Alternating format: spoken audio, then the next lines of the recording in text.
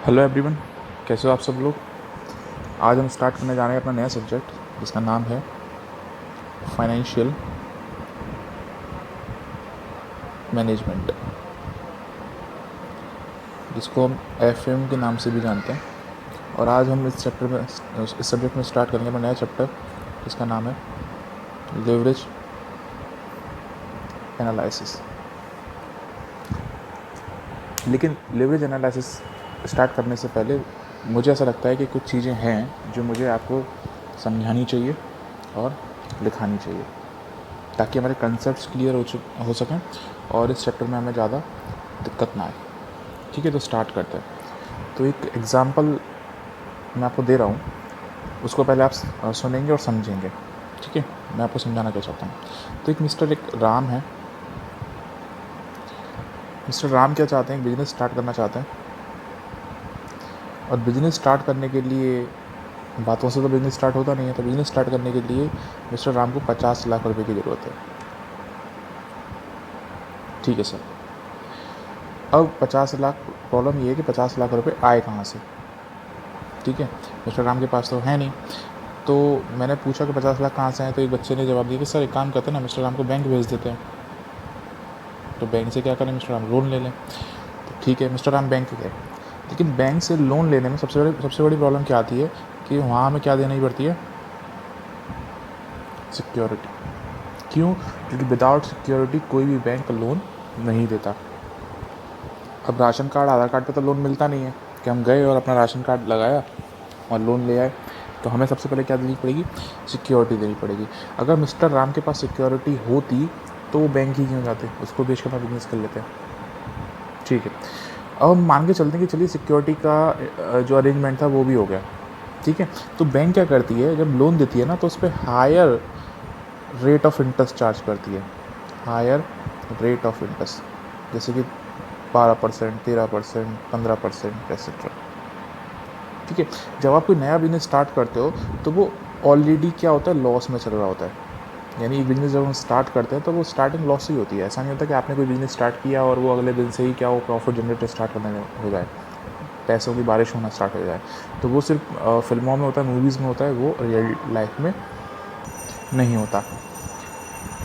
ठीक है, तो जब बिज़नेस हमारा ऑलरेडी लॉस में चल रहा है और ऊपर से ये बर्डन और पड़ जाए, यानी कि बेफिजूल का खर्चा, आप 15% इंटरेस्ट दे रहे हो, तो बिजनेस को क्या होगा कि क्या आगे ग्रोथ कर पाएगा, नहीं कर पाएगा। क्योंकि जो भी प्रॉफिट हो रहा है उसमें से आप ज़्यादातर जो पोर्शन है वो तो आप किस में दे दोगे, आप अपने लोन को रिपेमेंट करने में। यानी लोन भी रिपेमेंट नहीं होगा, आप सिर्फ क्या दे रहे हो, उसकी इंटरेस्ट ही दे रहे हो। ठीक है, तो सर और क्या ऑप्शन है। तो मैंने आपसे पूछा ठीक है आप बताओ, अगर इसकी जगह आप होते और बैंक अगर आपको लोन नहीं देता तो आप क्या करते। तो आप बोलते कि सर हम ना अपने रिश्तेदारों से या अपने किसी रिलेटिव से या अपने फ्रेंड से किसी से मांग लेते, तो लोन नहीं देता तो। ठीक है, तो राम को भी आइडिया बहुत पसंद आया और राम ने क्या किया कि अपने फ्रेंड्स के पास गया। इसके बचपन के कुछ फ्रेंड्स थे, तो 3 फ्रेंड्स से, अब ध्यान से समझना। ठीक है, राम गया। अब तीनों ने बोला, एक इसका नाम है ए और इसका नाम है बी और इसका नाम है सी। ठीक है, अब राम ने बोला कि यार ऐसे, पहले तो तीनों बड़े मिले, बड़े खुश हुए राम से मिलके। और तीनों ने पूछा यार तुम्हारा चेहरा इतना उदास क्यों उदास हो। ठीक है, तो राम ने बोला कि यार मैं एक बिज़नेस स्टार्ट करना चाहता हूँ और उसके लिए मुझे 50 लाख रुपये ज़रूरत है, और लेकिन बैंक जा रहा हूँ तो बैंक वाले सिक्योरिटी मांग रहे हैं, और सिक्योरिटी भी अगर मैं दे रहा हूँ तो बहुत ज़्यादा जो रेट है वो चार्ज किया जा रहा है मुझसे इंटरेस्ट का। अब मुझे समझ में नहीं आ रहा कि पैसों का इंतजाम कहाँ से करूँ। तो तीनों ने बोला कि प्रॉब्लम क्या है, तो हम लोन दे देते हैं तुम्हें। तो राम बड़ा खुश हुआ कि तुम मुझे लोन दोगे, कि हाँ क्यों नहीं, कि हम तुम्हें लोन दे देंगे। तो बैंक में भी तो इंटरेस्ट देते, तो वो तुम हमें दे देना।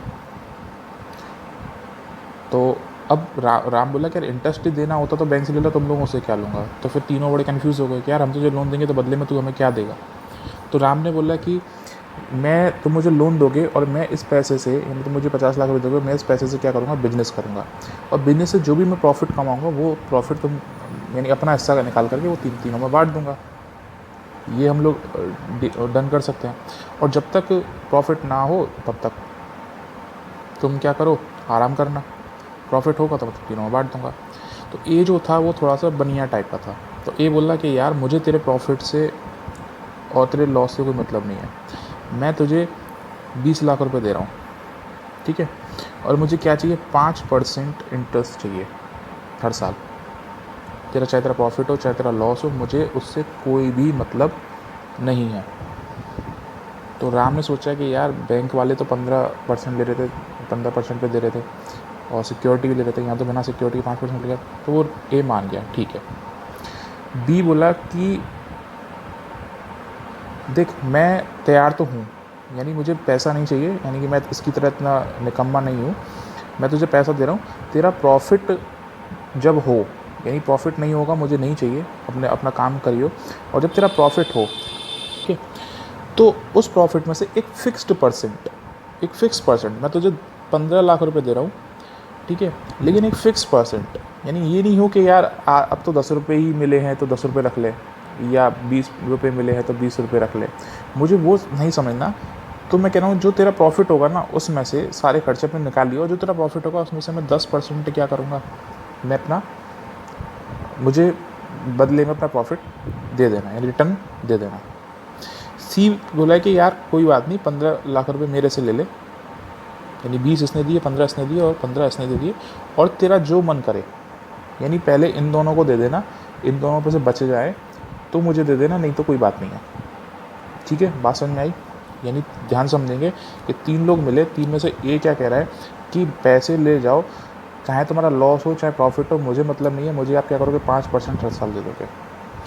बी जो सेकंड फ्रेंड था वो इससे थोड़ा सा अच्छा था, वो बोला कि देख लॉस होगा तो कोई प्रॉब्लम नहीं है, प्रॉफिट होगा तो उसमें से एक फिक्स परसेंट मुझे चाहिए, यानी किसी को मिले ना मिले लेकिन मुझे ज़रूर मिलना चाहिए एक फिक्स परसेंट। सी बोला कि कोई बात नहीं, इन दोनों को दे दो, अगर कुछ बचता है तो मुझे दे देना, और अगर नहीं बचता है तो रहने देना, यानी लॉस होगा तो मुझे चाहिए नहीं, अगर प्रॉफिट, सपोज करो प्रॉफिट हुआ और सारा का सारा इन दोनों में बट गया और मुझे नहीं मिला तो कोई प्रॉब्लम नहीं है, तुम अपना काम करो, ठीक है।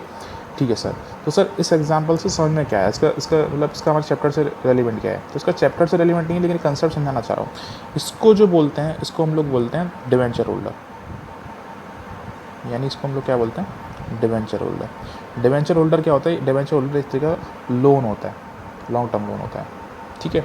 आप डिवेंचर होल्डर क्या होता है कि आपके प्रॉफिट से मतलब नहीं होता, आपके लॉस से उसे मतलब नहीं होता, वो एक टाइम के लिए आपको पैसा देता है और उतने टाइम में उसे इंटरेस्ट क्या आपसे इंटरेस्ट लेता है, ठीक है।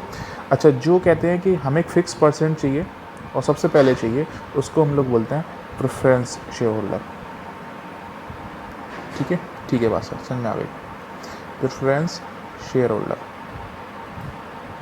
यानी इनको लॉस, यानी लॉस अगर आपको हो रहा है तो बहुत अच्छे हैं, ये आपको तंग नहीं करेंगे, लेकिन जब भी आपको प्रॉफिट हुआ तो सबसे पहले जो लाइन लगती है ना, जब हम प्रॉफिट बांटते हैं तो सबसे पहले लाइन में आपको यही लोग मिलेंगे, ठीक है।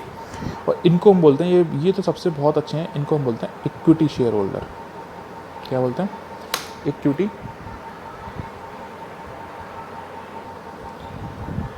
शेयर होल्डर, ठीक है। बात सर समझ में आ गई, ठीक है। तो अब राम ने क्या किया, राम ने अब पैसे ले लिए, यानी 20 लाख रुपए किससे लिए, 20 लाख रुपए लिए ए से, जो कि कौन है, डिवेंचर होल्डर है सर, ठीक है। अब बी ने क्या किया, बी ने जो 15 लाख रुपए दिए थे, 15 लाख बी से ले लिए, और 15 लाख किससे ले लिए, सी से, नहीं 50 लाख रुपए ले लिए, और उसने क्या किया, बिजनेस किया, ठीक है। अब इन्होंने क्या दिया था कि 1 साल का टाइम दिया था, 1 साल का टाइम दिया था कि 1 साल तक तो हम तुझे टच करेंगे नहीं, अब अगले साल चलते हैं। तो जैसे वो एक मूवी में आता है ना कि 1 ईयर लेटर, यानी 1 साल बाद, तो हम 1 साल बाद देखते हैं 1 साल बाद क्या हुआ, ठीक है। तो 1 साल बाद क्या करेगा, अब अपना लेखा जोखा राम लेके आएगा, जिसको हम नाम देते हैं इनकम स्टेटमेंट। तो हम हमारा जो पहला जो कंसेप्ट है उसको हम डालेंगे नंबर 1, और आप मेरे साथ हेडिंग डालोगे इनकम स्टेटमेंट, यानी क्या क्या कमाया और क्या क्या खर्च किया और कितना बचा है, ठीक है, क्या दिया है, किससे लिया है, वो सब हम इनकम स्टेटमेंट में दिखाएंगे, ठीक है सर। तो इनकम स्टेटमेंट में सबसे पहले समझ रखोगे तो क्या दिखाएगा राम, सबसे पहले दिखाएगा सेल्स, कि सबसे पहले सेल्स यानी माल बेचा कितना, वो दिखा रहे हैं सेल्स, ठीक है। ठीक है सर। सेल्स में से हम लोग माइनस करेंगे वेरिएबल कॉस्ट।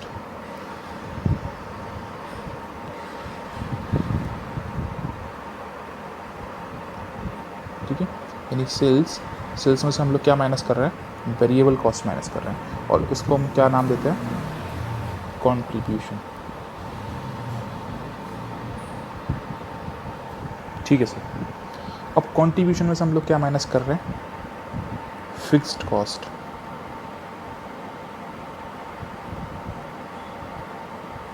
और फिक्स कॉस्ट यानी ये क्या बचा हमारे पास, फिर ये बचेगा sir operating profit. Operating profit जिसको हम नाम देते हैं EBIT। ठीक है, ठीक है सर। बाद में बताऊंगा कि EBIT का मतलब क्या होता है और सारी चीज़ों को डिस्कस करूंगा, लेकिन अभी आप मेरे साथ सिर्फ लिखेंगे income statement, operating profit. Operating profit में से हम लोग माइनस कर देते हैं इंटरेस्ट।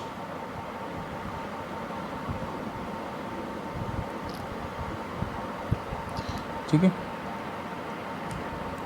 तो जो बचेगा उसको हम लोग बोलते हैं EBT। EBT। ठीक है, अब इसमें से हम लोग क्या माइनस करेंगे, टैक्स माइनस करेंगे। ठीक है सर, टैक्स माइनस कर दिया। तो टैक्स माइनस करने के बाद जो भी आएगा वो आएगा आपका EAT।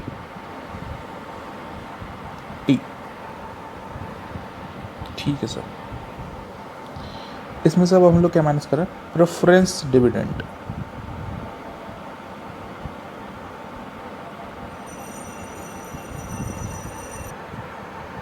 Preference dividend. Preference dividend minus करने के बाद जो बचेगा उसको हम बोलते हैं earnings to equity share holder.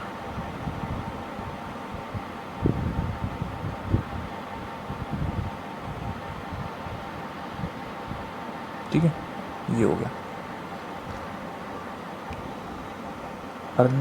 Earnings to equity share holder. ठीक है, ठीक है सर। अब आप लिखोगे, अब आप इसको लिख लेना। उसके बाद जो EBIT मैंने जो लिखा है, EBIT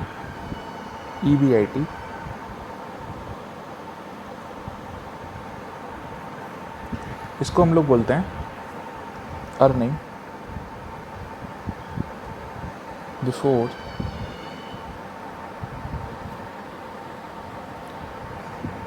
interest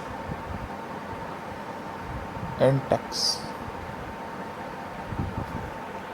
earning before interest and tax. Second जो मैंने EBT लिखा है, EBT की फुल फॉर्म होती है अर्निंग्स बिफोर टैक्स। EAT की फुल फॉर्म होती है अर्निंग्स आफ्टर टैक्स। ठीक है, यानी EBIT की फुल फॉर्म मैंने बता दी, EBT की फुल फॉर्म मैंने आपको बता दी, earning before interest and tax, earning before tax and earning after tax. अब बात करते हैं कि इनकम स्टेटमेंट है क्या। तो इनकम स्टेटमेंट को ध्यान से समझते हैं। तो सबसे पहले राम जिन्होंने लोन लिया था, बिजनेस स्टार्ट किया था, अब वो अपना क्या है, 1 साल का पूरा रिजल्ट दिखा रहे हैं अपना। ठीक है, तो सबसे पहले उन्होंने दिखाया कि सेल्स उन्होंने कितनी की थी। यानी एक बिजनेस की सबसे पहले बिजनेस क्या करेगा, सबसे पहले उसकी जो रेवेन्यू होता है, सेल्स, यानी अगर बेच रहा है तो यानी वो अपना सेल्स दिखाएगा, यानी ये इनकम है उसकी। इसमें से वो क्या करेगा, अपने एक्सपेंसेस माइनस कर रहा है। ठीक है, तो सबसे पहले सेल्स उसने बताई कि साहब मेरी सेल्स इतनी थी, और उसमें से क्या माइनस करी उसने, वेरिएबल कॉस्ट। ठीक है, हम लोगों ने 12th में एक चीज़ पढ़ी होगी कि cost plus profit equals to क्या होता है, सेल्स होता है। या मैं बात करूँ कि सेल्स माइनस कॉस्ट क्या होता है, प्रॉफिट होता है। यानी कि आपने जो आपका सेल्स, यानी सपोज़ करो 100 रुपये का कोई सामान आपने बेचा और उसको बनाने में आपकी लागत आई थी 80 रुपये, तो आपने प्रॉफिट कितने कमाया, 20 रुपये का। तो हमने जितने का बेचा उसमें से हमारी जो कॉस्ट है उसको अगर माइनस कर दें तो क्या निकल के आता है, प्रॉफिट निकल के आता है। ठीक है सर। तो बस कॉस्ट को यहाँ पे 2 पार्ट में, यानी यही हम लोगों ने कंसेप्ट यहाँ पे यूज़ किया है, लेकिन कॉस्ट को हम लोगों ने क्या किया, 2 पार्ट में बाइफरकेट कर दिया, क्लासीफाई कर दिया। क्या है, पहली कॉस्ट है वेरिएबल कॉस्ट और दूसरी कॉस्ट है फिक्स कॉस्ट। तो वेरिएबल कॉस्ट क्या होती है उसको समझ लेते हैं। तो वेरिएबल कॉस्ट वो कॉस्ट होती है कि जो आउटपुट के चेंज होने पर, यानी आउटपुट के चेंज होने पर चेंज हो जाती है। ठीक है, आउटपुट के चेंज, यानी आउटपुट बोले तो प्रोडक्शन, आपके प्रोडक्शन के चेंज होने पे जो कॉस्ट चेंज हो जाए तो वो कौन सी कॉस्ट है, वेरिएबल कॉस्ट। और प्रोडक्शन के चेंज होने पर जो कॉस्ट फिक्स रहे, जो चेंज ना हो, उसको हम लोग क्या बोलते हैं, फिक्स कॉस्ट बोलते हैं। सर एग्जांपल दीजिए। तो एग्जांपल लेके चलते हैं। तो आप 10,000 यूनिट्स प्रोड्यूस कर रहे हो और आपकी जो रॉ मटेरियल की कॉस्ट आती है वो आती है 5 रुपये पर यूनिट। ठीक है, तो आपका रॉ मटेरियल कितना लगेगा, यानी मैं आपको बात करूँ तो 50,000 का लगेगा सर। ठीक है, अगर मैं ये 10,000 से क्या करूँ, अब मैं 15,000 यूनिट बनाना चाहता हूँ, तो क्या मटेरियल 50,000 की लगेगा, नहीं। तो अब ये जो कॉस्ट है रॉ मटेरियल की वो कितनी हो जाएगी, 75,000। यानी आपका आउटपुट 10,000 था तो कॉस्ट कितनी थी, 50,000। अब आपका आउटपुट इंक्रीज़ हुआ तो आपकी कॉस्ट भी क्या हो गई, इंक्रीज़ हो गई। और आउटपुट अगर मेरा डिक्रीज़ हो जाए, यानी तो फिर मेरा क्या होगा, कॉस्ट भी डिक्रीज़ हो जाएगी। सपोज़ करो मैं 5,000 यूनिट प्रोड्यूस करता हूँ तो फिर कितना लगेगा, 25,000 रुपये। ठीक है सर, बात समझ में आ गई। यानी वेरिएबल कॉस्ट कौन सी कॉस्ट होती है, ऐसी कॉस्ट जो आउटपुट के चेंज होने पर क्या हो, चेंज हो जाए। ठीक है सर। फिक्स कॉस्ट क्या होती है कि जो आउटपुट के चेंज होने पर चेंज ना हो, मतलब जैसे कि रेंट, मेरी फैक्ट्री का रेंट है, अब वो रेंट है 50,000 रुपये पर मंथ।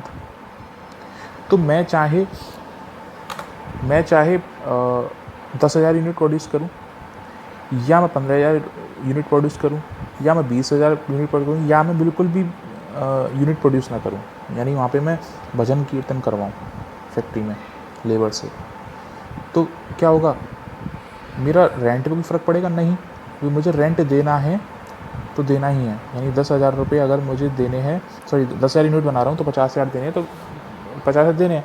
अब 15,000 बनाऊंगा तो भी 50,000 ही देने पड़ेंगे। मकान मालिक थोड़ा ना बोलेगा कि तुमने यार प्रोडक्शन स्टार्ट कर दिया ज़्यादा तो आप मुझे ज़्यादा पेमेंट करो, नहीं होगा।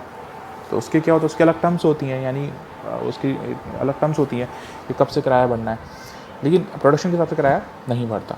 ठीक है सर, समझ में आ गया।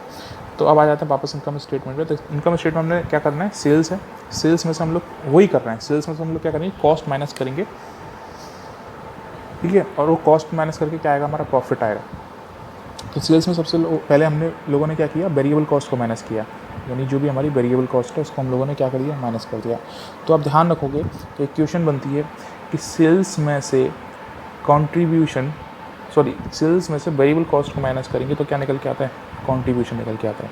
तो आप नंबर 2 डालोगे, एक चीज़ आप लिख लोगे, इसको मैं हटा देता हूँ। ठीक है, तो contribution equals to sales minus variable cost. आप इसको अब क्या करोगे, अपने दिमाग में फिट कर लोगे। मैं आपसे पूछूँ कॉन्ट्रीब्यूशन कैसे निकलता है, तो कॉन्ट्रीब्यूशन निकलता है सर, सेल्स में जब वेरिएबल कॉस्ट को माइनस कर देता है ना, तो उसको हम लोग कॉन्ट्रीब्यूशन बोलते हैं। यानी सेल्स और वेरिएबल कॉस्ट का जो डिफरेंस होता है उसको हमने नाम दिया है यहाँ पे कॉन्ट्रीब्यूशन का। ठीक है सर। अब इस कॉन्ट्रीब्यूशन में से जब आप फिक्स्ड कॉस्ट को माइनस कर दोगे, जब इस कॉन्ट्रीब्यूशन में से आप फिक्स्ड कॉस्ट को माइनस कर दोगे, ध्यान रखना, तो फिर क्या निकल के आएगा, ऑपरेटिंग प्रॉफिट निकल के आएगा। ठीक है, ठीक है सर, ऑपरेटिंग प्रॉफिट निकल के, यानी सेल्स में से जब आप वेरिएबल कॉस्ट को माइनस करोगे तो कॉन्ट्रीब्यूशन निकल के आएगा, कॉन्ट्रीब्यूशन में से जब आप फिक्स कॉस्ट को माइनस कर दोगे तो ऑपरेटिंग प्रॉफिट निकल के आएगा। ठीक है, तो ऑपरेटिंग प्रॉफिट, अब ऑपरेटिंग प्रॉफिट में से यानी राम ने बता दिया कि यार मैंने इतना प्रॉफिट कमाया, यानी राम ने, आप याद करो राम ने क्या प्रॉमिस किया था अपने दोस्तों को कि मैं जो भी प्रॉफिट कमाऊंगा तो मैं दे दूंगा। ठीक है, यानी अपना सारा खर्चा निकाल के जो भी प्रॉफिट आएगा वो तुम्हारे सामने रख दूंगा और तुम लोग आपस में बांट लेना। ठीक है, लेकिन अब ध्यान रखना, अब ए आ गया। सबसे पहले 3 दोस्त थे, ए जो मैंने एग्जांपल दिया था वो इसीलिए दिया था। अब ए आएगा, ए ने क्या बोला था कि तुम्हारा प्रॉफिट हो या लॉस हो मुझे उससे कोई प्रॉब्लम नहीं है, मुझे क्या चाहिए, मेरा एक फिक्स % मुझे चाहिए, तो उसको हम बोलते हैं इंटरेस्ट। ठीक है, उसको हम लोग बोलते हैं इंटरेस्ट। यानी जो ए, मैं आपको समझाने के लिए देता हूँ, तो ए आ गया। तो अब राम ने क्या किया कि प्रॉफिट में से जो ए का हिस्सा बनता है, यानी 5%, 2%, सॉरी प्रॉफिट में नहीं, जितना उसने उधार दिया था, यानी कितना दिया था, सपोज करो 20 लाख दिया था, और 20 लाख का कितने % दिया था, 5% दिया था। तो 20 लाख का 5% के हिसाब से उसका जो भी बनता है वो आप क्या करोगे, माइनस कर दोगे। ठीक है सर। अगर लोन लेते तो बैंक की इंटरेस्ट माइनस कर देते। तो डिबेंचर होल्डर से हम लोग जो पैसा लेते हैं तो उसकी जो इंटरेस्ट होती है उसको हम यहाँ पे माइनस करते हैं, किसमें से, ऑपरेटिंग प्रॉफिट को। तो ये क्या है, earning before interest and tax, यानी इंटरेस्ट और टैक्स माइनस करने से पहले की जो अर्निंग है यानी प्रॉफिट है वो। अब उस अर्निंग में से हम लोग ने क्या किया, इंटरेस्ट को माइनस कर दिया। तो ये क्या निकल के आया, earning before tax. Earning before tax यानी सपोज करते हैं कि ये 20,000 था और 20,000 में से आपने 5,000 माइनस कर दिया, तो ये क्या निकल के आएगा, 15,000, यानी अर्निंग बिफोर टैक्स। ठीक है। अब क्या करेंगे, इसमें टैक्स माइनस कर देंगे। अब टैक्स क्यों माइनस करते हैं, तो टैक्स इसलिए माइनस करते हैं कि गवर्नमेंट क्या कहती है, गवर्नमेंट कहती है कि ठीक है तुम उन तीनों को पैसा क्यों दे रहे हो। तो गवर्नमेंट बोलती है कि, सॉरी राम बोलेगा कि यार मैं उनको, उन लोगों को इसलिए रिटर्न दे रहा हूँ क्योंकि उन लोगों ने मेरी हेल्प की थी, यानी उन लोगों ने मुझे पैसा दिया और उस पैसे से मैंने क्या क्या बिजनेस किया और उन्हीं की वजह से क्या किया, मैंने प्रॉफिट कमाया। तो गवर्नमेंट बोलती है क्या आप लोगों ने सिर्फ, क्या आपने सिर्फ उन लोगों की वजह से प्रॉफिट कमाया, क्या उसमें हमारा कोई रोल नहीं था। मतलब कि आपने जगह हमारे यहाँ की यूज़ की, आपने सड़कें हमारी यूज़ की, आपने रिसोर्सेज हमारे यूज़ किए, ठीक है, तो फिर हमारा भी तो हिस्सा बनता है। तो ठीक है। तो अब यहाँ पे जो 4 पार्टियाँ थी, कौन कौन, सॉरी 3 पार्टियाँ थी, ए बी एंड सी। अब यहाँ पे चौथी और आ जाती है जिसका हमने नाम देते हैं गवर्नमेंट। यानी पहले हमने ए को हिस्सा देके निकाल दिया, फिर अब गवर्नमेंट का हिस्सा जो भी क्वेश्चन में आपको दिया जाएगा, टैक्स का रेट कितना है, 40%, 50% जो भी है, तो आप उसको क्या करोगे, गवर्नमेंट का टैक्स देके उसको माइनस कर दोगे। तो ईवीटी में से अब टैक्स माइनस कर दोगे तो क्या निकल के आएगा, ईएटी निकल के आएगा, यानी अर्निंग आफ्टर टैक्स। यानी अब हमने क्या किया, जो मैं प्रॉफिट कमाया था उसमें से ए का हिस्सा दे दिया। ए से जो हमारी बातचीत डन हुई थी, तो ए ने क्या बोला था कि मुझे नहीं पता, मैं तुम्हें क्या दे रहा हूँ, मैं तो तुम्हें 20 लाख दे रहा हूँ, 20 लाख पे ब्याज लूँगा चाहे तुम्हारा प्रॉफिट हो या ना हो। तो हमने उसकी बात रखी, यानी अपना प्रॉमिस निभाया राम ने। तो जो भी कमाई की थी उसमें सबसे पहले हमने क्या किया, इंटरेस्ट दे दी। ठीक है। उसमें से फिर क्या हुआ, टैक्स माइनस करवा दिया गवर्नमेंट का। ठीक है। अब ईएटी आ गया। अब इतने में जब बी और सी को खबर पता चली कि राम ने क्या किया, प्रॉफिट कमाया और राम ने ए को पैसा दे दिया, यानी तीनों लोगों के साथ तय हुआ था ना, अब ए को मिल गया, अब एक को मिल जाए और 2 को ना मिले तो फिर क्या होता है, हालत तो ख़राब होनी है बी और सी की। तो बी और सी भागे भागे आए ए के पास कि भाई तुमने वादा किया था कि जो भी पैसा कमाओगे उसमें से तुम क्या करोगे, ए को पेमेंट करोगे, उसके बाद फिर बी मुझे दोगे, यानी बी बोला मुझे दोगे, और सी ने बोला था कि देखो मैंने भी बोला था कि इन दोनों को देने का जो बचता है फिर मुझे दे देना। तो राम बोला हाँ भैया मैं भूला नहीं हूँ, मैंने ए को दे दिया, मैं तुम्हारे पास ही जा रहा था, क्योंकि बीच में फिर क्या हुआ, गवर्नमेंट आ गई थी, तो गवर्नमेंट को मैंने सल्टाया। तो ठीक है, अब मेरे पास ये प्रॉफिट बचता है, तो अब सबसे पहले किसको दिया जाएगा, अब दिया जाएगा बी को, यानी बी का जो भी हिस्सा होगा जिसको हम बोलते हैं प्रेफरेंस डिविडेंड। बी कौन था, हमारा प्रेफरेंस शेयर होल्डर था। बी ने क्या बोला था कि ए को देने के बाद ये नहीं कि बचा या नहीं बचा, मुझे उससे मतलब नहीं है, अगर बाई चांस प्रॉफिट होता है, लॉस की कंडीशन में तुम्हारे पास नहीं आऊँगा। ये तो क्या था, ये तो बिल्कुल बेशरम था, तो इसको तो चाहे प्रॉफिट हो या लॉस हो उसको तो कोई मतलब नहीं था, यानी ये तो मांगेगा ही मांगेगा। इसने बोला था कि मैं लॉस की कंडीशन में नहीं मांगूंगा, मैं सिर्फ प्रॉफिट की कंडीशन में मांगूंगा, लेकिन सबसे पहले मुझे दोगे। ठीक है, यानी सबसे पहले किसको दोगे, मुझे दोगे। और सी ने क्या कहा था कि देखो सबको देने के बाद अगर जो बचता है तो फिर मुझे दे देना, और नहीं बचता तो कोई बात नहीं है। तो ईएटी में से हम लोगों ने क्या किया, बी का जो बनता है डिविडेंड, प्रेफरेंस डिविडेंड, वो हमने माइनस करना है, और फिर जो भी बचेगा तो वो किसके लिए बचेगा, वो बचेगा earnings to equity share holder. ठीक है, earnings to equity share holder. ठीक है सर, समझ में आ गया। हम इनकम स्टेट समझ में आया। सबसे पहले हमें क्या करना है, सेल्स है, सेल्स में से टेबल कॉस्ट को माइनस करेंगे तो हमारे पास आएगा कॉन्ट्रीब्यूशन, कॉन्ट्रीब्यूशन में से हम लोग फिक्स कॉस्ट को माइनस करेंगे तो हमारे पास आएगा ऑपरेटिंग प्रॉफिट, यानी सेल्स में से जो भी सारे खर्चे निकाल के जो भी प्रॉफिट बचता है वो है हमारा ऑपरेटिंग प्रॉफिट। इसमें से हम लोग क्या करेंगे, इंटरेस्ट दे देंगे, यानी ए को, अब याद रखोगे ए को, यानी ए कौन है, हमारा डिवेंचर होल्डर है, यानी या फिर ऐसा पर्सन है जिससे हमने बैंक, या बैंक भी हो सकता है जिससे हमने लोन लिया है। तो आप क्या करो, इंटरेस्ट माइनस कर दोगे, फिर क्या आएगा, ईवीटी आएगा, अर्निंग बिफोर टैक्स, फिर क्या करोगे, गवर्नमेंट को टैक्स दोगे। ठीक है, फिर आएगा आपका ईएटी में से आप फिर बी और सी का पैसा, यानी अब बी, यानी सब कुछ करने के बाद बचा है। ठीक है, बचा है तो सबसे पहले आप किसको दोगे, बी को दोगे। ठीक है, बी को दे दिया, फिर अगर कुछ बचता है तो वो किसके लिए होगा, earnings to equity share holder, यानी सी के लिए। ठीक है सर, बात समझ में आ गई। अब हमारे पास एक टर्म यूज़ हुआ है ऑपरेटिंग प्रॉफिट, उसको समझ लेते हैं कि ऑपरेटिंग प्रॉफिट है क्या। तो आप मेरे साथ पॉइंट नंबर 3 हेडिंग डालोगे, ऑपरेटिंग प्रॉफिट। ठीक है, तो आप लिखोगे मेरे साथ, it means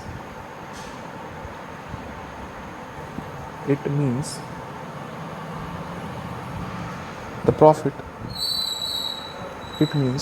profit from the business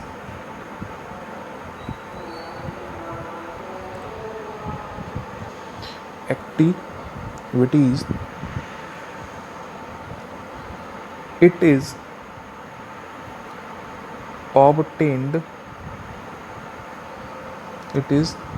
obtained by deducting variable cost and fixed cost from sale। ठीक है, तो ऑपरेटिंग प्रॉफिट हमारा कैसे निकलेगा? तो ऑपरेटिंग प्रॉफिट निकलेगा it is obtained by deducting, यानी कि आप क्या करोगे, डिडक्ट करोगे। किसको करोगे? तो वेरिएबल कॉस्ट और फिक्स कॉस्ट को आप जब सेल्स में से घटा दोगे, यानी आपको सेल्स दी जाएगी, सेल्स में से आप क्या करोगे, वेरिएबल कॉस्ट को और फिक्स्ड कॉस्ट को आप माइनस कर दोगे, तो फिर आपका क्या निकल के आएगा? सर ऑपरेटिंग प्रॉफिट निकल के आएगा। लेकिन सर ये तो बता दी निकल के आएगा, लेकिन ऑपरेटिंग प्रॉफिट होता क्या है वो तो समझाइए। तो ऑपरेटिंग प्रॉफिट क्या होता है? तो it means the profit from the business activities. आपके बिजनेस एक्टिविटीज़ से आपको जो भी प्रॉफिट हो रहा है वो आपका क्या है? ऑपरेटिंग प्रॉफिट है। एग्जाम्पल लेते हैं कि एक पर्सन है, ठीक है, जिसका नाम है टैक्स मान लेते हैं। इसने क्या किया, एक बिजनेस कर रहा है और उस बिजनेस से इसने प्रॉफिट कमाया 40,000 का। ठीक है, साथ के साथ इसका कोई स्कूटर या बाइक पड़ी हुई थी और वो इसने बेच दी और उस पर इसे प्रॉफिट हो गया 10,000 का। ठीक है, या कोई ऐसी चीज़ मान लेते हैं, सपोज़ करो उसका कोई गोल्ड की कोई ज्वेलरी पड़ी थी इसके पास, वो इसने क्या किया 10,000 का बेच दिया, यानी इसने क्या बताया कि इसे जो प्रॉफिट हुआ वो हुआ 50,000 का। ठीक है, ठीक है, तो मैं आपसे बोलता हूँ कि प्रॉफिट कितना हुआ 50,000 का, लेकिन ऑपरेटिंग प्रॉफिट कितना हुआ? तो मतलब कि बात करते हैं कि सपोज़ करते हैं कि ये फर्नीचर का शोरूम था, इसका बिजनेस क्या था? फर्नीचर में डील करना, लेकिन इसने प्रॉफिट किस में कमा लिया? गोल्ड बेच करके। तो क्या ये इसका बिजनेस की एक्टिविटीज़ है? क्या ये बिजनेस एक्टिविटीज़ है? नहीं। अगर ये कोई फर्नीचर से सोल्ड करता तो सर ये इसमें इंक्लूड होता, क्योंकि बिजनेस एक्टिविटीज़ क्या है? फर्नीचर बेचना और ख़रीदना। और आप क्या कर रहे हो? गोल्ड को ख़रीद रहे हो या घर खरीद रहे हो, बेच रहे हो, यानी फर्नीचर को छोड़ के आप सारे काम कर रहे हो। ठीक है, या सपोज़ करो आपने कोई एफडी कराई थी, उसकी इंटरेस्ट आ गई 10,000 रुपये, तो ये आपकी कौन सी इनकम मानी जाएगी? ये आपकी इनकम मानी जाएगी नॉन ऑपरेटिंग इनकम या नॉन ऑपरेटिंग प्रॉफिट। और ये कौन सा प्रॉफिट माना जाएगा? ये माना जाएगा ऑपरेटिंग प्रॉफिट। तो ऑपरेटिंग प्रॉफिट हमें समझ में आ गया कि सर क्या होता है। तो ऑपरेटिंग प्रॉफिट वो प्रॉफिट होता है कि जो बिजनेस एक्टिविटीज़ से कमाया जाए, यानी जो बिजनेस का आपका नेचर है। आप अगर आप सपोज़ करिए कोई स्कूल चला रहे हैं, आप कोई कॉलेज चला रहे हैं, तो स्टूडेंट से जो भी आप फीस ले रहे हैं वो आपका ऑपरेटिंग प्रॉफिट। ठीक है, हाँ, उस फीस में से आप अपने खर्चे, अपनी वेरिएबल कॉस्ट और फिक्स कॉस्ट को माइनस कर दें तो आपका क्या बनता है? ऑपरेटिंग प्रॉफिट है। आप कोई मैन्युफैक्चरिंग, आपकी कोई फैक्ट्री है, तो आप क्या कर रहे हो कि आपकी जो भी सेल हो रही है, यानी आप जो भी मार्केट में बेच रहे हो, उसमें से आपकी जो वेरिएबल कॉस्ट और फिक्स कॉस्ट है उसको माइनस कर दो तो आपको आपका क्या है? आपका ऑपरेटिंग प्रॉफिट है। तो बात समझ में ऑपरेटिंग प्रॉफिट क्या होता है? ठीक है, ऑपरेटिंग प्रॉफिट को ही हम लोग क्या बोलते हैं? Earning before interest and tax. ठीक है, तो मैंने आपको इनकम स्टेटमेंट समझा दिया। अब बात आती है लौट के लेवरेज पे। ठीक है सर, क्योंकि चैप्टर हमारा लेवरेज था और आप सोच रहे होंगे कि सर ने चैप्टर का नाम तो बता दिया लेकिन चैप्टर के नाम के बारे में तो बात ही नहीं की।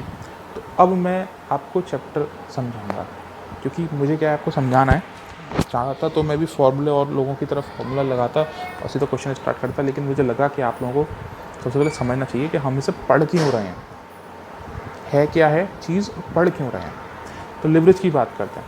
तो लिवरेज का मतलब जो होता है वो, अगर मैं आपको एक बात करूं सिंपल वर्ड में, तो लिवरेज का मतलब होता है रिलेशनशिप रिलेशनशिप, ठीक है। मतलब क्या सर? तो मतलब कि अगर आपकी सपोज़ करिए सेल्स में कोई चेंज आता है, सेल्स में चेंज आता है, तो जाहिर सी बात है कि आपके प्रॉफिट में भी चेंज आएगा।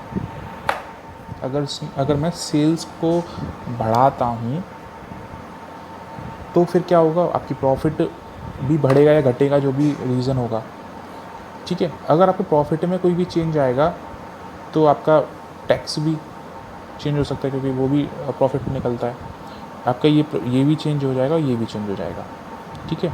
तो बात समझ में आ गई? क्या आ गई कि सर जब हम इनकम स्टेटमेंट में किसी भी वेरिएबल के साथ हम छेड़छाड़ करेंगे, यानी इसको बढ़ाएंगे या घटाएंगे, उसमें चेंज करेंगे, तो क्या होगा, ये पूरा ही सिस्टम क्या है, गड़बड़ा जाएगा, पूरा ही सिस्टम क्या होगा, चेंज हो जाएगा। तो एक वेरिएबल के चेंज होने पे दूसरे वेरिएबल में कितना % या कितना चेंज आए, इसी को हम लोग क्या बोलते हैं, लिवरेज, चेंज करने चेक करने के लिए। यानी मेरे सेल्स के बढ़ने से मेरे प्रॉफिट में कितना चेंज आ रहा है, मेरे सेल्स के चेंज होने से मेरे प्रॉफिट में कितना चेंज आ रहा है, अभी मुझे कैसे पता चलेगा? तो इसी की जो टेक्निक बनाई गई है, उसी टेक्निक का नाम दिया है लिवरेज, ठीक है। मेरे प्रॉफिट के बढ़ने से या प्रॉफिट के चेंज होने से या कम होने से मेरे ईएटी में क्या अंतर आएगा, यानी ईवीआईटी में चेंज होने से ईएटी में क्या चेंज होगा, या ईवीआईटी में चेंज होने से ईवीटी में क्या चेंज होगा, या ईवीटी में चेंज होने से ईएटी में क्या चेंज होगा। तो ये सारे जो चेंजेस हैं, इनको जो सीखने की या इनको पढ़ने की, जानने की जो टेक्निक है, उसी टेक्निक का नाम क्या है, लिवरेज एनालिसिस, ठीक है। तो मुझे इनकम स्टेटमेंट बताने का आपका जो मेरा मकसद था वो यही था, मकसद है वो यही है कि आप लोगों को लिवरेज का मीनिंग समझ में आ जाए, ठीक है सर। तो अब बात करते हैं कि लिवरेज एनालिसिस का मतलब क्या होता है। तो वो तो मैंने आपको समझा दिया, लेकिन अगर सपोज़ करो एग्ज़ाम में क्वेश्चन आ जाए कि लिवरेज का मतलब क्या होता है, तो वो कैसे लिख के आए। तो अब आप 4th पॉइंट लिखोगे, introduction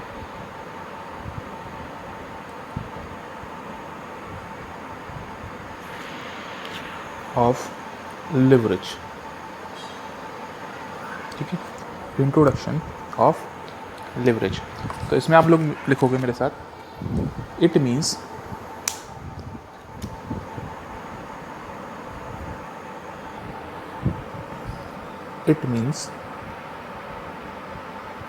the relationship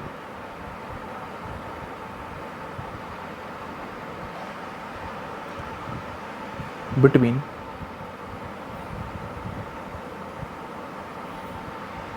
two or more interrelated variables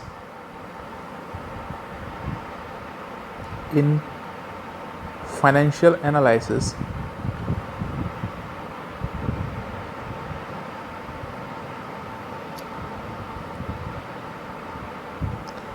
the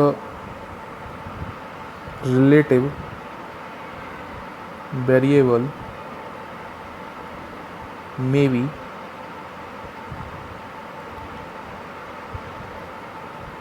variable cost, fixed cost, contribution, EVIT, EAT, EPS, etcetera, ठीक है। तो इंट्रोडक्शन ऑफ लिवरेज, यानी लिवरेज का मतलब जो मैंने समझाया है, उसको आपको लिखना कैसे है, तो वो है, it means the relationship between, यानी it means the relationship between two और मोर इंटररिलेटेड वेरिएबल्स, टू और मोर इंटररिलेटेड वेरिएबल्स। तो सर इंटररिलेटेड वेरिएबल्स क्या होते हैं, कि ऐसे दो वेरिएबल जिनका आपस में रिलेशन हो, यानी जो रिलेट करते हो, ठीक है। मतलब कि सपोज़ करो आप क्या कर रहे हो कि किसी के वेट, यानी किसी पर्सन के वेट और हाइट में आप लोग रिलेशनशिप जानना चाहते हो कि किसी पर्सन के वेट और हाइट में क्या रिलेशनशिप होगा, ठीक है। तो ये क्या है, इंटर रिलेटेड हैं। क्यों? क्योंकि हाइट के बढ़ने पे, यानी हाइट में अगर चेंज आएगा तो वेट में चेंज आना स्वाभाविक है। और यानी वेट में चेंज आ रहा है तो यानी कहीं ना कहीं हो सकता है कि हाइट में भी चेंज आए, ठीक है। लेकिन सपोज़ करो आप उसकी हाइट और उसकी मनी में, यानी उसके पैसों में या उसकी जॉब में, अब आप इसमें रिलेशनशिप जाना चाहते हो, हाइट में और जॉब में क्या रिलेशनशिप है, ठीक है, या उसके हाइट में और उसकी एजुकेशन में क्या रिलेशनशिप है। तो क्या ये कोई इंटर रिलेटेड वेरिएबल हैं? नहीं है सर। यानी वेरिएबल तो हैं लेकिन इंटर रिलेटेड नहीं है। यानी ज़रूरी नहीं है कि वो उसकी हाइट ज़्यादा है तो वो पढ़ने में भी अच्छा होगा, ज़रूरी नहीं है कि उसकी हाइट कम है तो वो पढ़ने में भी बिल्कुल कम होगा। तो ये क्या इंटर रिलेटेड वेरिएबल नहीं है। यानी ऐसे वेरिएबल जिनका आपस में आप कंपेयर कर रहे हो, लेकिन कंपेयर करने के पीछे कोई लॉजिक तो हो कि आप ऐसे ही अभी किसी को भी कंपेयर कर लोगे, ठीक है।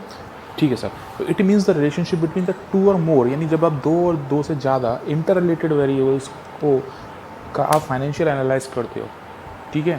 यानी कि कितना परसेंट चेंज आ रहा है, जिसमें आपको समझाया था कि सेल्स के चेंज होने पे आपकी ईवीआईटी कितना चेंज हो रहा है, ईवीआईटी के चेंज होने पे आपका ईएटी कितना चेंज हो रहा है। तो उसको हम लोग क्या बोलते हैं, लिवरेज बोलते हैं, ठीक है सर। अब ये वेरिएबल्स कौन कौन से हो सकते हैं? तो ये वेरिएबल्स आपके हो सकते हैं, आपकी वेरिएबल कॉस्ट हो सकती है, फिक्स कॉस्ट हो सकती है, कंट्रीब्यूशन हो सकता है, ईवीआईटी हो सकता है, ईएटी हो सकता है, ईपीएस हो सकता है, ठीक है सर। सर हाँ कि सर आपने हमें सब कुछ समझाया और बहुत अच्छे से समझाया, लेकिन एक चीज़ नहीं समझाई जो हमें सामने साफ साफ दिखाई दे रही है। तो मैंने कहा ऐसा क्या? तो आपने बोला कि सर ईपीएस, ये ईपीएस क्या होता है? तो ईपीएस को मैंने बताया कि बेटा इसको बोलते हैं हम लोग अर्निंग पर शेयर, ठीक है। और ईपीएस को क्या कैसे कैलकुलेट करते हैं? तो EPS equals to dividend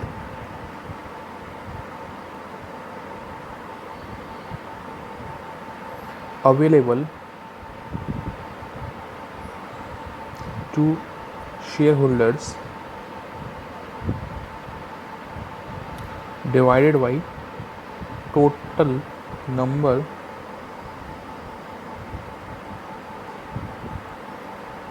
of shares, ठीक है।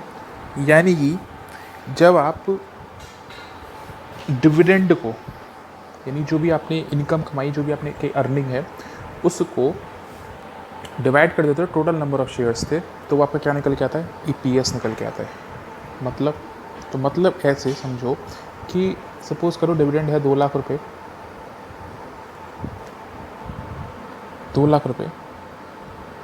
तो डिविडेंड का मतलब क्या होता है कि आपने अगर एक कंपनी में इन्वेस्टमेंट किया है, पैसे लगाए हैं, तो आपको रिटर्न कितना मिला? तो आपको रिटर्न मिला 2 लाख रुपए, ठीक है। लेकिन एक शेयर अगर आपने किसी कंपनी का ख़रीदा है, और तो उस एक शेयर, यानी एक शेयर खरीदने पे आपको कितना परसेंट रिटर्न मिला, तो उसी को हम बोलते हैं अर्निंग पर शेयर। तो सपोज़ करो आपने किसी कंपनी के 10,000 शेयर ले रखे थे और आपको उन 10,000 शेयर पे 2 लाख रुपए मिले, ठीक है। तो आपको एक शेयर पे कितना मिला? तो आपको एक शेयर पे मिला 20 रुपये। तो आपका अर्निंग पर शेयर कितना हो गया? 20 रुपये, ठीक है। तो इसको हम क्या बोलते हैं? ईपीएस, यानी अर्निंग पर शेयर। यानी एक शेयर पे आपने कितना रुपया कमाया, उसको हम लोग बोलते हैं अर्निंग पर शेयर, ठीक है। ठीक है सर। अब आप डालोगे मेरे साथ पॉइंट नंबर 6।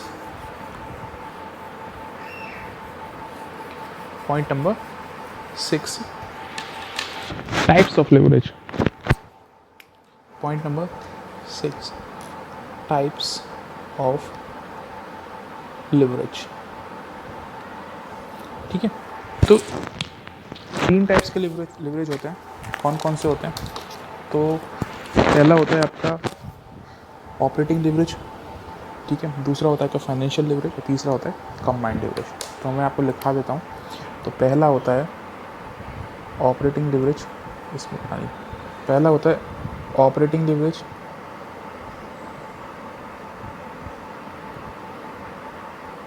दूसरा होता है आपका फाइनेंशियल लेवरेज,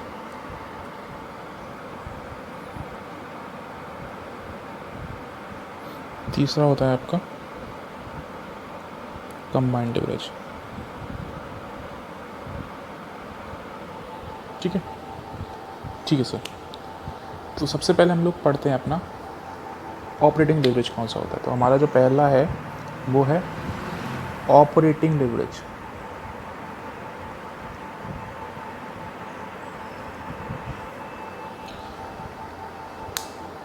तो ऑपरेटिंग लेवरेज में आप लिखोगे इट मीन्स द रिलेशनशिप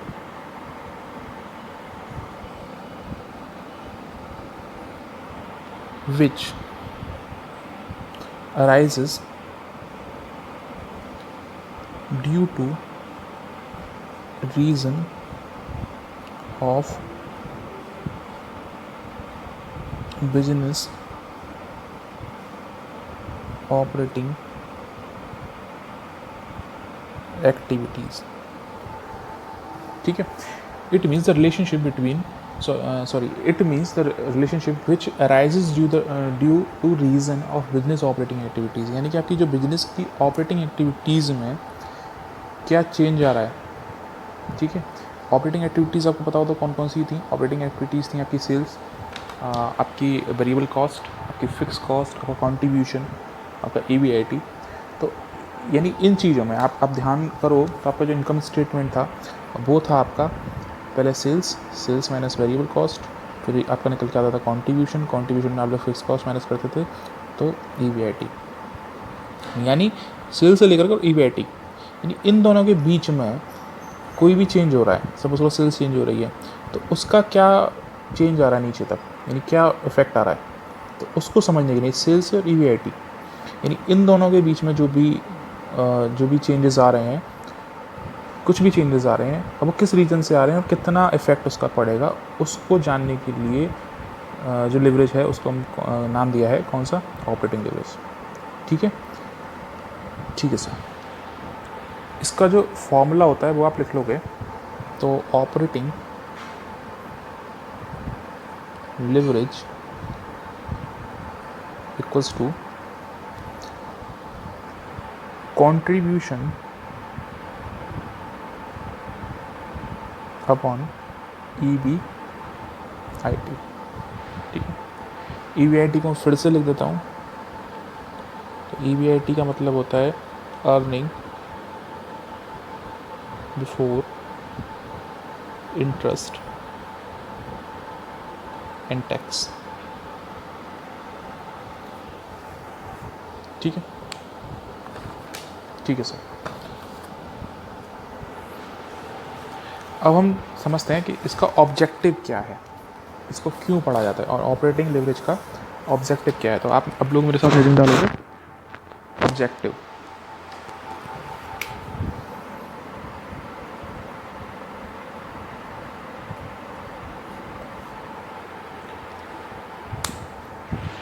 तो लिखोगे इसमें with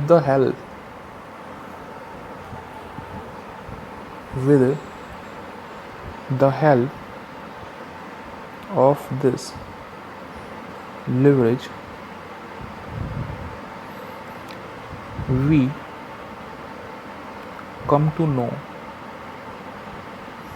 the percentage change in EBIT due to the reason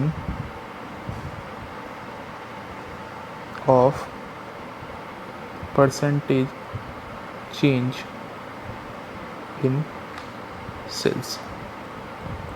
ठीक है, इसको क्यों पढ़ते हैं, तो वो इसलिए पढ़ते हैं with the help of this leverage we come to know, यानी इसकी मदद से हमें क्या पता चलेगा, तो इसकी मदद से हमें ये पता चलेगा the percentage change in EBIT due to the reason of percentage change in sales. यानी आपके सेल्स में अगर सपोज करो किसी यानी 1% की भी चेंज आता है, बदलाव होता है, आपकी सेल्स घटती है बढ़ती है, दोनों ही कंडीशंस हो सकती हैं, ये नहीं कि सिर्फ इंक्रीज़ और डिक्रीज़ भी हो सकती है। तो आपकी सेल्स अगर 1% इंक्रीज़ होती है, 1% डिक्रीज़ होती है, तो उसकी वजह से आपकी EBIT का दूसरा नाम हमने क्या था उसका, वो था ऑपरेटिंग प्रॉफिट। यानी आपके सेल्स के चेंज आने से आपकी ऑपरेटिंग प्रॉफिट में क्या चेंज आ जाता है, तो उसको हम लोग कैसे पता, किसकी मदद से पता करेंगे, तो ऑपरेटिंग लेवरेज की मदद से पता करेंगे। ठीक है सर। ठीक है। अब मैं एक एग्जांपल आप लोगों को देता हूँ। तो आप डालोगे, सबसे पहले डालोगे एग्जांपल। तो एग्जांपल बात करते हैं। तो एक पर्सन है, सपोज करते हैं राम ही है, एग्जांपल लेते हैं। तो राम क्या कर रहा है, राम ने यूनिट सोल्ड करी है, ठीक है। तो राम ने जो यूनिट सोल्ड करी है वो करी है 10,000, यानी प्रेजेंट मान के चलते हैं। राम जो करना चाह रहा है वो करना चाह रहा है प्रेजेंट में जो कर रहा है वो कर रहा है यूनिट सोल्ड 10,000। जो सेल्स है वो है आपकी 10 रुपीज़ पर यूनिट, 10 रुपये पर यूनिट। वेरिएबल कॉस्ट जो क्वेश्चन में दी हुई है सपोज कर एग्जांपल में, तो वो है आपकी 6 पर यूनिट, ठीक है। अब आपको बताना है कि अगर राम फ्यूचर में 15,000 यूनिट बेचना चाहता है, 15,000 यूनिट बेचना चाहता है, तो उसके प्रॉफिट पे क्या फ़र्क पड़ेगा, उसका प्रॉफिट बढ़ेगा या घटेगा। ऐसा भी होता है कि हम ज़्यादा बेचने के चक्कर में कभी कभी ऐसा होता है कि हम लोग 10,000 यूनिट सेल कर रहे हैं तो हम एक अच्छा खासा प्रॉफिट कमा रहे हैं। जब हम सोचते हैं कि हम लोग अपनी सेल को बढ़ाएं, तो हम सोचते हैं अगर हम अपनी सेल को डबल कर लेंगे तो हो सकता है हमारा प्रॉफिट डबल हो जाए। तो ऐसा नहीं होता, क्योंकि जब सेल्स बढ़ती है तो कई सारे खर्चे भी बढ़ते हैं। तो दोनों ही केस हो सकते हैं कि हो सकता है आपका प्रॉफिट डबल हो जाए, हो सकता है आपका प्रॉफिट कम हो जाए, यानी आप जितना कमा रहे हो उससे कम हो जाए। तो ये कैसे पता चलेगा, तो ये सर लिवरेज की मदद से पता चलेगा, ठीक है। तो अब आपसे पूछा गया कि प्रॉफिट का बताइए, यानी ईवीआईटी में कितना चेंज आएगा सेल्स के चेंज में से, कौन सा लिवरेज है, ये आपका है ऑपरेटिंग लिवरेज। तो सबसे पहले हम लोग क्या करेंगे, सबसे पहले हम लोग इनकम स्टेटमेंट तैयार करेंगे, ठीक है। दोनों ही सिचुएशन का इनकम स्टेटमेंट हम लोग तैयार करेंगे, दोनों ही सिचुएशन का। तो इनकम स्टेटमेंट कैसे होता है, पर्टिकुलर्स, ठीक है। 10,000 यही एक हम लेके चलते हैं प्रेजेंट, और हम दूसरा लेके चलते हैं फ्यूचर, ठीक है, प्रेजेंट एंड फ्यूचर, ठीक है सर। तो सबसे पहले हम क्या लेंगे, सेल्स। तो सेल्स हमारी है, अगर हम 10 रुपये जो पर यूनिट है वो हम बेच रहे हैं, तो अगर हम 10,000 यूनिट बेचेंगे तो हमारी सेल्स कितनी हो जाएगी, हमारी सेल्स हो जाएगी 1,00,000 रुपये, ठीक है। अगर हम 15,000 यूनिट बेचेंगे तो हमारी सेल्स कितनी हो जाएगी, 1,50,000। लेकिन ये सेल्स हमारी प्रेजेंट की है और ये हमारी हो जाएगी सेल्स, क्योंकि हम लोग क्या सोच रहे हैं, हम लोग ये सोच रहे हैं कि यार 10,000 में कोई तो हम बेच ही रहे हैं, हम क्या करते हैं 15,000 बना के बेचते हैं, यदि हम सेल्स को बढ़ाना चाह रहे हैं। तो क्या हमारे सेल्स के बढ़ने से हमारा प्रॉफिट बढ़ेगा या नहीं बढ़ेगा, वो हम पता करने के लिए हम लोग यूज़ करेंगे किसका, ऑपरेटिंग लिवरेज का, ठीक है सर। अब उसमें से हम लोग क्या माइनस करते हैं, तो इनकम स्टेटमेंट में आप लोगों को पता है, मैं बता चुका हूँ। तो हम लोग क्या माइनस करते हैं, वेरिएबल कॉस्ट माइनस करते हैं, ठीक है सर। वेरिएबल कॉस्ट हम बताएंगे, मैं कहा ठीक है बताओ। तो सर वेरिएबल कॉस्ट है 6 रुपये पर यूनिट। तो जब अब 10,000 यूनिट पे कितनी वेरिएबल कॉस्ट आएगी, तो 10,000 यूनिट पे कॉस्ट आएगी आपकी 60,000 रुपये, ठीक है। और सर 15,000 रुपये कितनी कॉस्ट आएगी, वो आएगी आपकी 90,000 रुपये, ठीक है। अब जो भी बचेगा, यानी यहाँ बचा है आपका 40,000 और यहाँ पे आपका बचा है 60,000। ये आपका क्या है, ये है आपका कंट्रीब्यूशन, ठीक है। फिक्स कॉस्ट, तो फिक्स कॉस्ट भी एज्यूम कर लेते हैं कि फिक्स कॉस्ट जो है वो है 20,000 रुपये, यानी मैं भूल गया, फिक्स कॉस्ट हम लोग एज्यूम कर लेते हैं जो है 20,000 रुपये, ठीक है। तो फिक्स कॉस्ट आपको पता है, मैं बता चुका हूँ। तो फिक्स कॉस्ट तो चाहे आप 1,00,000 यूनिट 10,000 यूनिट बनाइए और बेचिए तो भी उतनी ही रहेगी, और चाहे 15,000 बेचिए तो भी उतनी रहेगी, और 20,000 बेचेंगे तो भी उतनी रहेगी। तो 20,000 है तो 20,000 आपकी यहाँ भी रहेगी और 20,000 आपकी यहाँ भी रहेगी, ठीक है सर।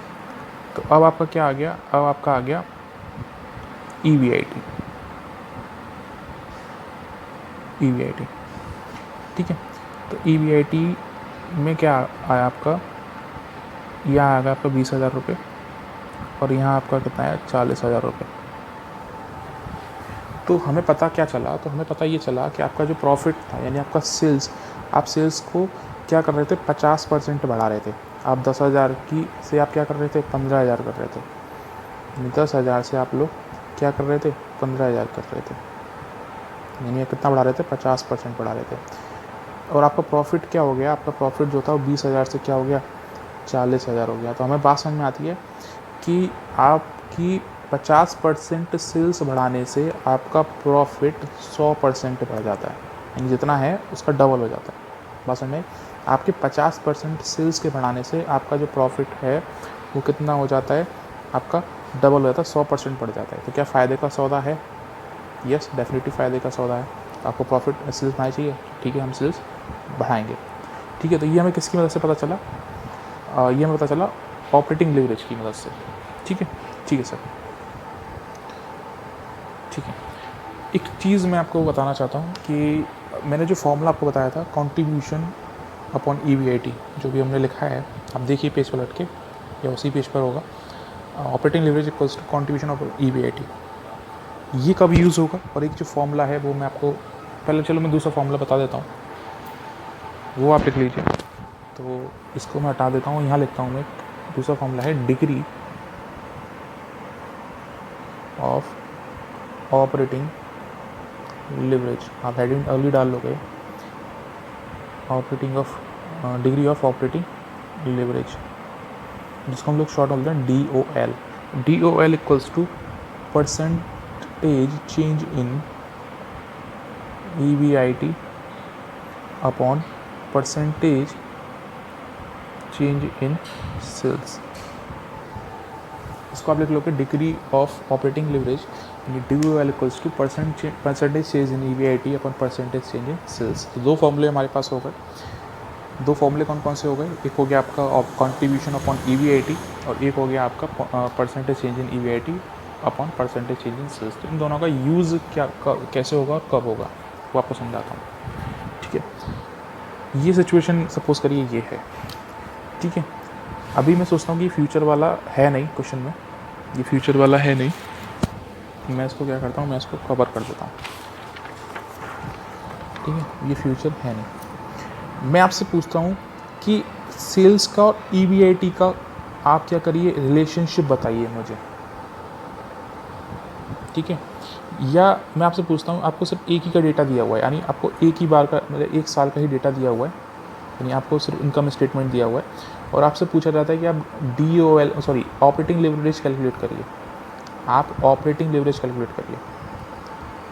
फिर से मैं रिपीट कर रहा हूँ कि आपको समझना कि आपको एक साल का इनकम स्टेटमेंट दिया है, यानी सिर्फ यही दिया हुआ है, आपको सेल्स दी हुई है, आपको वेरिएबल कॉस्ट दी हुई है, आपको कंट्रीब्यूशन दिया हुआ है ये, और अगर मैं सेल्स दी है, वेरिएबल कॉस्ट दिया है और फिक्स कॉस्ट दिया, तो आप ये बना लोगे, और बना देता तो बहुत अच्छा है। ठीक है, तो आप क्या करोगे, इनकम स्टेटमेंट बना लोगे, और आपसे पूछता है कि ऑपरेटिंग लेवरेज कैलकुलेट करिए। तो क्या यहाँ पर कोई चेंज हो रहा है? क्या यहाँ पर कोई चेंज हो रहा है?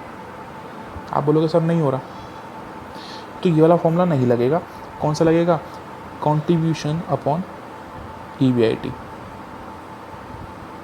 फिर से रिपीट कर रहा हूँ, आपको सिर्फ एक साल का डेटा दिया हुआ है और आपसे नहीं पूछ रहा कि क्या चेंज करना है या नहीं करना है, सेल्स बढ़ानी है नहीं बढ़ानी है। आपको सिर्फ एक साल का डेटा दिया हुआ है, या सिर्फ एक ही टाइम का डेटा दिया हुआ है, और आपसे पूछा कि आप ऑपरेटिंग लेवरेज कैलकुलेट करिए। तो आप कौन सा फॉर्मूला लगाओगे? Contribution upon EBIT। ये क्या बताता है? तो ये आपका सेल्स का और आपके प्रॉफिट का, EBIT का दूसरा नाम क्या है? ऑपरेटिंग प्रॉफिट, यानी सेल्स का और ऑपरेटिंग प्रॉफिट का क्या बताता है? रिलेशनशिप बताता है, यानी कंट्रीब्यूशन का और उसका रिलेशनशिप बताता है। तो कंट्रीब्यूशन हमें कितना दिया हुआ है? कंट्रीब्यूशन हमें दिया हुआ है 40,000, और कितना दिया हुआ है? 20,000 EBIT। तो फॉर्मूला क्या है हमारा? Contribution EBIT। तो कंट्रीब्यूशन कितना है? 40,000, और आपका EBIT कितना है? 20,000। तो जब आप इसको डिवाइड करोगे तो आपका जो ऑपरेटिंग लेवरेज कितना निकल के आएगा? 2। ठीक है सर। अब बात कुछ करते हैं फ्यूचर की, यानी अब आपको वो क्वेश्चन में कह रहा है कि आपके पास ये है और हम ये करना चाह रहे हैं। जैसे ये एग्जांपल मैंने दिया था कि 10,000 है और हम क्या करना चाह रहे हैं? अब हम 15,000 करना चाह रहे हैं। तो क्या चेंज आएगा? जब चेंज की बात होगी तो फिर कौन सा फॉर्मूला लगाना है? फिर चेंज वाला फॉर्मूला लगाना है। ठीक है सर। तो फॉर्मूला क्या है हमारा? परसेंटेज चेंज इन EBIT, यानी EBIT में कितना परसेंट चेंज हो रहा है? तो EBIT में परसेंट चेंज हो रहा है सर 100%। निकाल लोगे ना, तो 40,000 कैसे निकलेगा? तो यानी कितना चेंज आया? तो वो आया आपका 20,000, यानी दोनों का, और अपॉन में 20,000 इंटू 100, यानी पहले 20,000 था, कितना चेंज आया? 20,000 का चेंज आया। तो ये कितना परसेंट चेंज हो गया? तो 100% चेंज हो गया। ठीक है। अगर ये 60,000 हो जाता सर तो फिर क्या करते, इनका डिफरेंस लेते 40,000, तो 40,000 अपॉन 20,000, तो फिर कितना परसेंट चेंज हो जाता, 200% चेंज हो जाता। ठीक है, तो अब कितना हो गया ये 100% चेंज हो गया। ठीक है, तो परसेंटेज चेंज इन ईवीआईटी कितना आ गया 100% upon percentage change in sales. तो कि सेल्स में कितना बदलाव आया, तो सेल्स में आया सर, डिफरेंस ले लेंगे तो डिफरेंस आया 50,000 और अपॉन में करेंट सेल्स, तो करेंट सेल्स अब कितनी है 1,00,000, तो 50,000 से गया 2 टाइम्स और 2 से गया 50 टाइम्स, तो यानी आपकी जो परसेंटेज चेंज इन सेल्स जो आ गई वो आ गई आपकी 50%। तो परसेंट से परसेंट कैंसिल हो गया और ये कितना आया आपका 2 आया, यानी आंसर सेम ही आएगा, लेकिन दोनों फॉर्मूले को यूज़ कब कैसे करना है, कब करना है, तो जब आपको सिर्फ एक डेटा गिवन हो, एक ही सेल्स गिवन हो, एक ही वेरिएबल कॉस्ट गिवन हो, एक ही फिक्स कॉस्ट गिवन हो, तो आप यूज़ करोगे कॉन्ट्रीब्यूशन अपॉन ईवीआईटी। ठीक है, और जब आपको 2 सेल्स दी जाएँ, आपको 2 वेरिएबल कॉस्ट दी जाएँ, आपको 2 ईवीआईटी दी जाएँ और फिर आपको कंपैरिजन करवाया जाए, ठीक है, तो फिर कौन सा फॉर्मूला लगाना है, तो फिर लगाना है हमें डिग्री ऑफ ऑपरेटिंग लेवरेज, यानी कि percentage change in EBIT upon percentage change in sales. आप दोनों यूज़ कर सकते हैं, लेकिन अब वो मैटर करता है कि आपको डेटा किस टाइप का दिया हुआ है। ठीक है, तो हमारा ऑपरेटिंग लेवरेज मैंने आप यहीं ख़त्म करा दिया। तो आज की क्लास में बस इतना ही। अगली क्लास में हम लोग डिस्कस करेंगे हमारे फाइनेंशियल लेवरेज और कंबाइंड लेवरेज, और फिर हम इसके न्यूमेरिकल क्वेश्चंस जो एग्ज़ाम में पूछे जाते हैं उस पर आगे बातचीत करेंगे। तो आज के लिए बस इतना ही। Thank you, stay home, stay safe, bye.